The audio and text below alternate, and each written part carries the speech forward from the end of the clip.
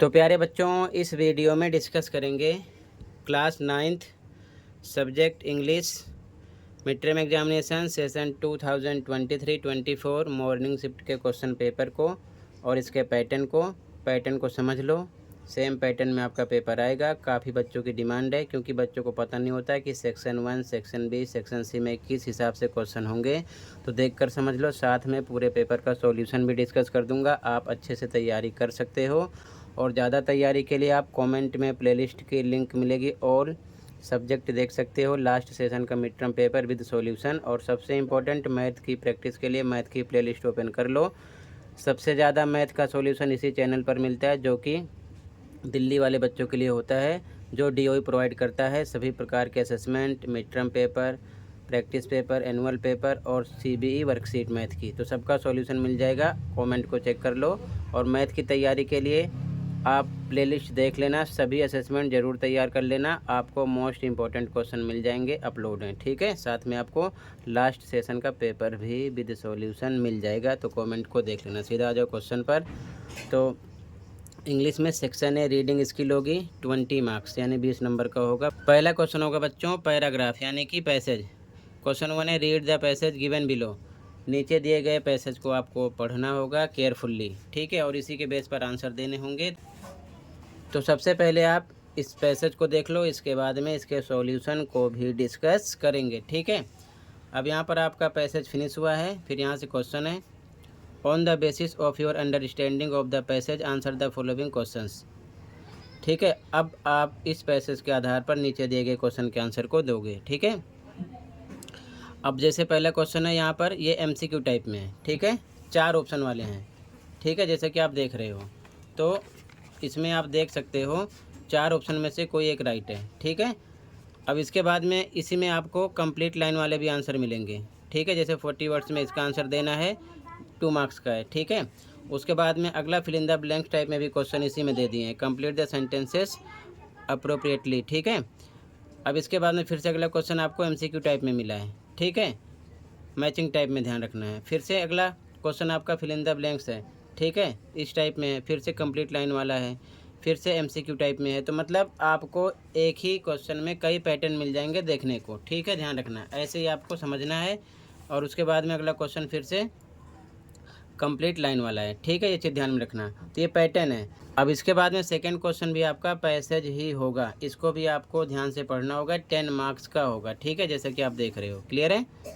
तो यहाँ पर आप देख सकते हो, इसमें भी सेम आपको पैसेज पढ़ने के बाद में जो नीचे क्वेश्चन मिलेंगे, on the basis of your understanding of the passage 10 marks का होगा। इसमें भी आपको MCQ type question, complete line वाले क्वेश्चन, कंप्लीट लाइन वाले एमसीक्यू टाइप क्वेश्चन, या फिर fill in the blanks type में दे सकते हैं। लेकिन ध्यान रखना, यहाँ पर कभी कभी बच्चों इस पैराग्राफ में कभी कभी आपको कोई डेटा दे सकते हैं, ठीक है, या फिर कोई टेबल होगा, या फिर बार ग्राफ होगा, उसके बेस पर भी आंसर देने होते हैं। ये चीज़ ध्यान रखना क्वेश्चन नंबर 2 में, ठीक है। पूरे पैटर्न को सही समझ लो, सॉल्यूशन एक साथ डिस्कस कर देंगे, ठीक है। तो यहाँ पर आप देख सकते हो, ये आपको ध्यान रखना है। और इसी प्रकार आप देख सकते हो ट्रू फॉल्स में भी क्वेश्चन आपसे पूछे गए हैं इसी पैसेज से ही। तो कंप्लीट लाइन वाले, एमसीक्यू टाइप, या फिर fill in the blanks type में क्वेश्चन आपसे कर सकते हैं क्वेश्चन नंबर 1 और 2 के पैरा में से। ये चीज़ ध्यान में रखना, ठीक है। इसके बाद में अगला क्वेश्चन आपका स्टार्ट होगा बच्चों, writing skills and grammar, 20 marks का ये भी होगा। स्टार्टिंग सेक्शन है, 20 मार्क्स का आपका हो चुका है।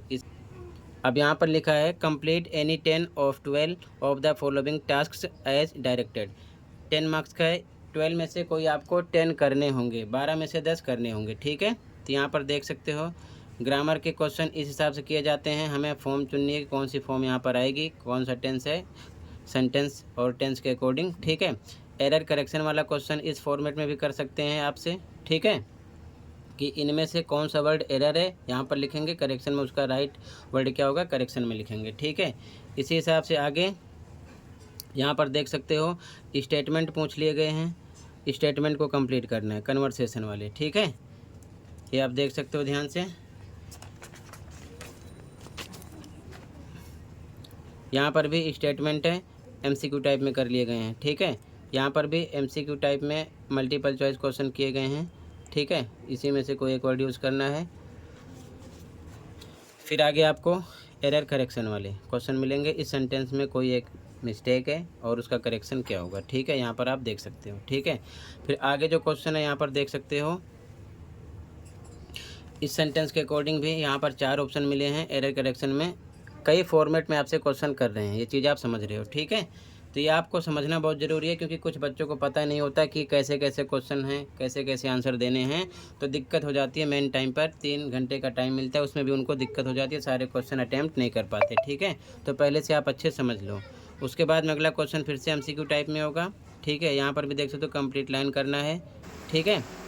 यहाँ पर आपको रिपोर्ट करना है, यानी कि डायरेक्ट इनडायरेक्ट स्पीच के अकॉर्डिंग सेंटेंस को करना है, ये चीज़ ध्यान में रखना, तो उसकी भी प्रैक्टिस कर लेना, ओके।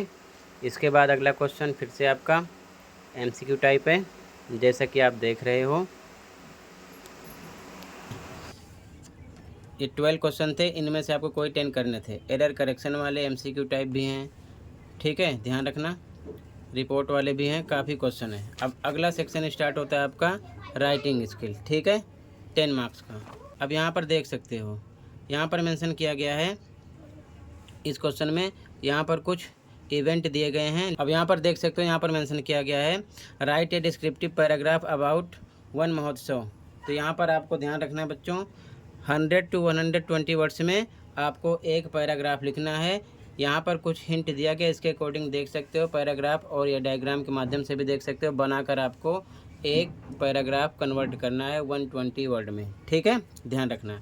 यहाँ पर चॉइस मिलेगी, और का मतलब ऊपर वाला करना होगा या फिर नीचे वाला करना होगा, ठीक है, ये चीज़ ध्यान में रखना। क्लियर है, ये चीज़ ध्यान में रखना। इसमें भी आपको पैराग्राफ ही लिखना है, ठीक है, ये चीज़ ध्यान में रखना। इसके बाद में अगला क्वेश्चन जो है बच्चों, यहाँ पर देख सकते हो, यहाँ पर आपको राइटिंग ए स्टोरी, ठीक है, मतलब स्टोरी राइटिंग होगी। ये भी आपको 100 to 120 वर्ड्स में लिखना होगा। यहाँ पर भी आपको एक टाइटल देना होगा, give your story A title also, एक टाइटल देना होगा, स्टोरी लिखनी होगी, ठीक है। और यहाँ पर भी आपको चॉइस मिलेगी, ऊपर वाला करो या फिर नीचे वाला करो, ठीक है, ये चीज़ ध्यान में रखना। अब यहाँ पर आपको ध्यान रखना, अगर आपको मान लो स्टोरी राइटिंग नहीं करना होगा, तो यहाँ पर चॉइस मिलेगी, यहाँ पर आप देख सकते हो, आप और लगा है डायरी एंट्री लिख सकते हो, ठीक है ना। तो दोनों में से कोई एक करना होगा, ये चीज़ ध्यान में रखना है। इसके बाद में सेक्शन से स्टार्ट हो जाएगा। ये पैरा है, पैरा में से आपको ये ध्यान रखना 40 मार्क्स का होगा। पैरा में से आपको आंसर देने होंगे। आंसर आपके MCQ टाइप, कंप्लीट लाइन वाले, या फिर ट्रू फॉल्स वाले, या फिर fill in the blanks type में हो सकते हैं। पैटर्न यही रहेगा, ध्यान रखना, ठीक है, ये चीज़ ध्यान में रखना। क्लियर है, जैसे कि आप देख रहे हो, यहाँ पर भी आपको चॉइस मिलेगी, ये 5 मार्क्स का होगा आपका।